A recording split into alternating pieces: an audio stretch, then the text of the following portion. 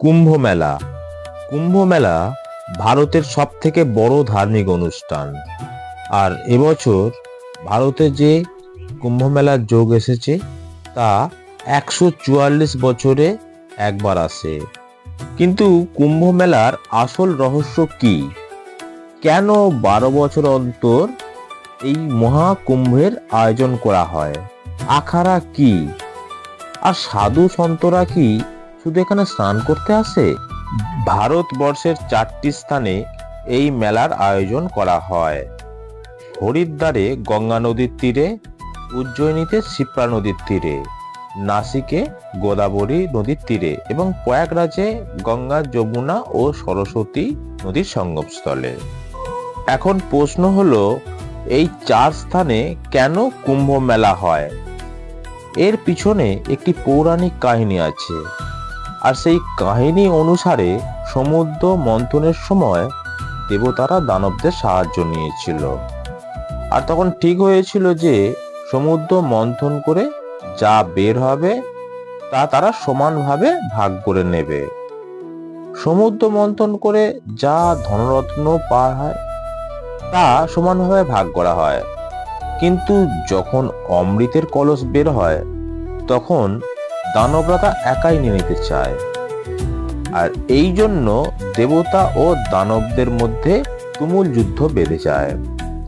ঠিক এই সময় ভগবান বিষ্ণু তার বাহন গরুরকে এই অমৃত কলস নিয়ে উড়ে যেতে বলে।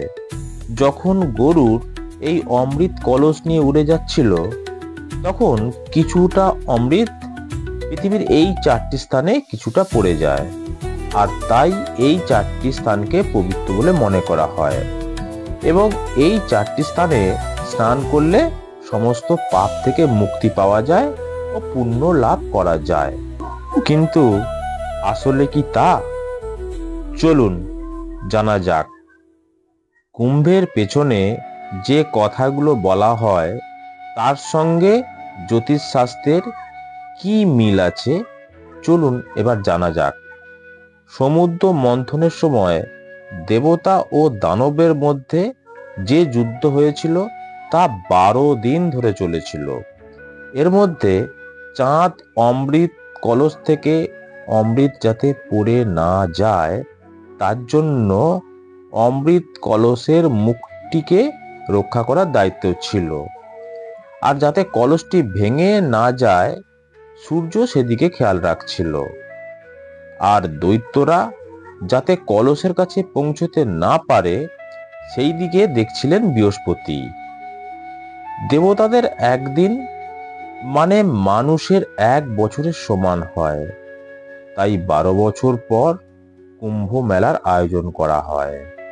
আর যেহেতু এই কাহিনীতে চন্দ্র, সূর্য ও বৃহস্পতি আছে তাই এই 3 জনের স্থিতি দেখেই কুম্ভ মেলার আয়োজন করা হয়। যখন বৃহস্পতি কুম্ভ রাশিতে আর সূর্য মেষ রাশিতে প্রবেশ করে তখন হরিদ্বারে মা গঙ্গার তীরে কুম্ভ পর্ব মানানো হয়। যখন বৃহস্পতি গ্রহ মেষ রাশিতে আর সূর্য ও চন্দ্র মকর রাশিতে যায় তখন প্রয়াগরাজের ত্রিবেণী সঙ্গমে কুম্ভ মেলার আয়োজন করা হয়। যখন বৃহস্পতি আর সূর্য সিংহ রাশিতে থাকে তখন নাসিকে গোদাবরীর তীরে কুম্ভ মেলার আয়োজন করা হয়। আর যখন বৃহস্পতি সিংহ রাশিতে আর সূর্য মেষ রাশিতে যায় তখন উজ্জয়িনীতে ক্ষিপ্রা নদীর তীরে কুম্ভ মেলার আয়োজন করা হয়। আর এই ঘটনাগুলি প্রতি 12 বছর অন্তর হয়, কারণ বৃহস্পতি সূর্যকে প্রদক্ষিণ করতে 12 বছর সময় লাগে। সনাতন ধর্মে নদীকে মাতৃরূপে পূজা করা হয়েছে। আর এই পরম্পরা শুধু আজকের নয়, হাজার হাজার বছর বেশি পুরনো। বৌদ্ধ গ্রন্থ মঝিমা নিকায়ে হিন্দুদের নদীতে স্নানের উল্লেখ পাওয়া যায়, যার থেকে জানা যায় যে এই পরম্পরা বৌদ্ধদেবের আগে থেকেই চলে আসছে। এই রকম আরো একটি প্রমাণ পাওয়া যায় হিউয়েন সাংয়ের সি ইউ কি নামক গ্রন্থে।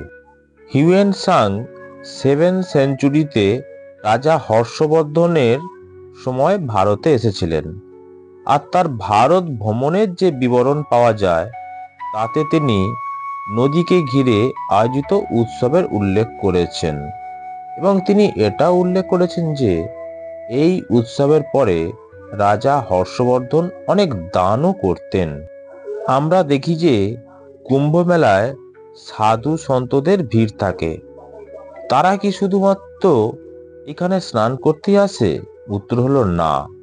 সাধু সন্তরা যে যেখানেই থাকে, তারা এই সময় এই 12 বছর পর একবার একত্রে এসে মিলিত হয়, এবং তারা নতুন কি শিখলেন, নতুন কি অনুভূতি পেলেন, নতুন কি জ্ঞান যা তারা এই 12 বছরে অর্জন করেছে সে সম্পর্কে আলোচনা করেন, শাস্ত্র চর্চা করেন, যার জন্য যেখানে কুম্ভ হয় সেই ভূমি জ্ঞান ভূমি হয়ে যায়। এই সময় কল্পবাসও হয়। একবার ভোজন করে সর্বস্ব ত্যাগ করে আর ভূমির উপরে শোয়া, একে বলা হয় কল্পবাস। কুম্ভ মেলায় একটি কথা খুব শোনা যায়, আর সেটি হলো আখড়া। এই যে সাধু সন্তরা থাকেন, তারা কোনো না কোনো আখড়ার সাথে যুক্ত থাকেন।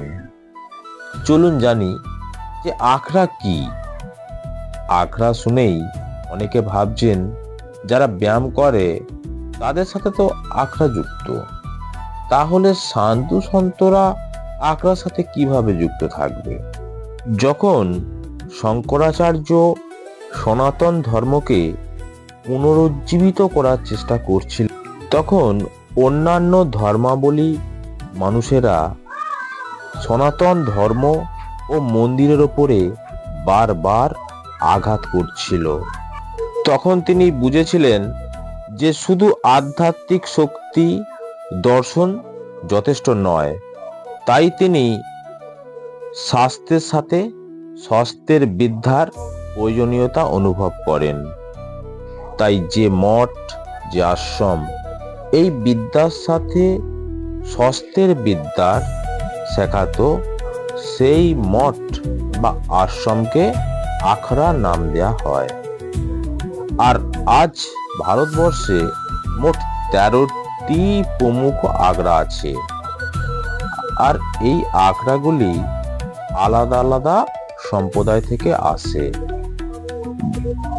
যেমন প্রথম 7টি প্রমুখ আখড়া তা সন্ন্যাসীদের আখড়া, এরপর 3টি আখড়া যেগুলো বৈষ্ণব আখড়া, আর বাকি যে আখড়াগুলি আছে সেগুলি উদাসীন আখড়া।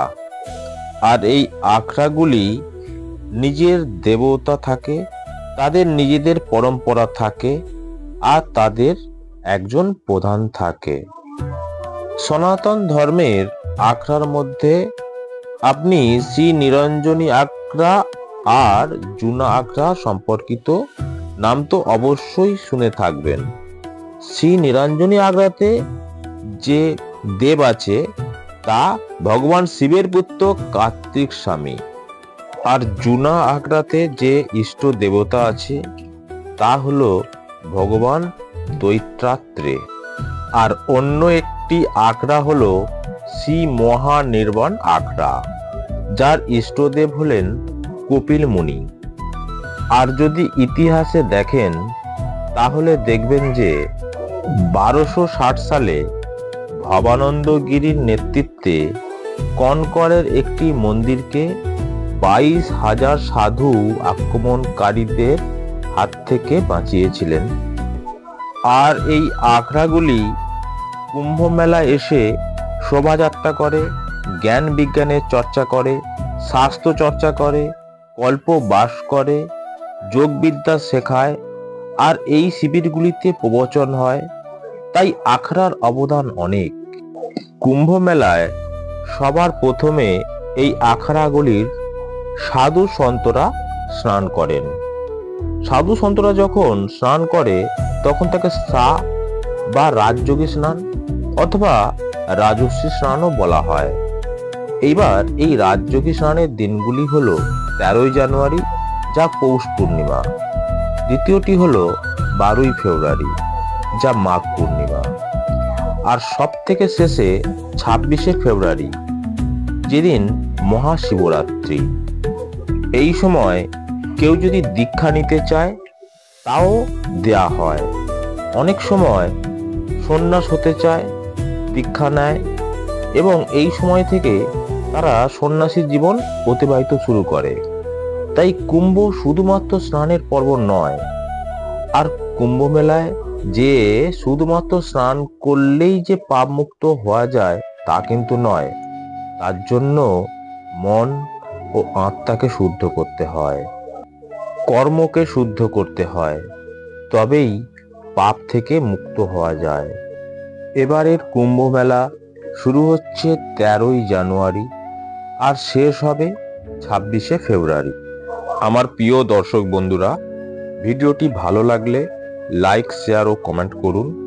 এই রকমই নতুন ভিডিও সবার আগে পেতে চ্যানেলটি সাবস্ক্রাইব করে রাখুন আর ভালোবেসে বলুন রাধে রাধে। ধন্যবাদ।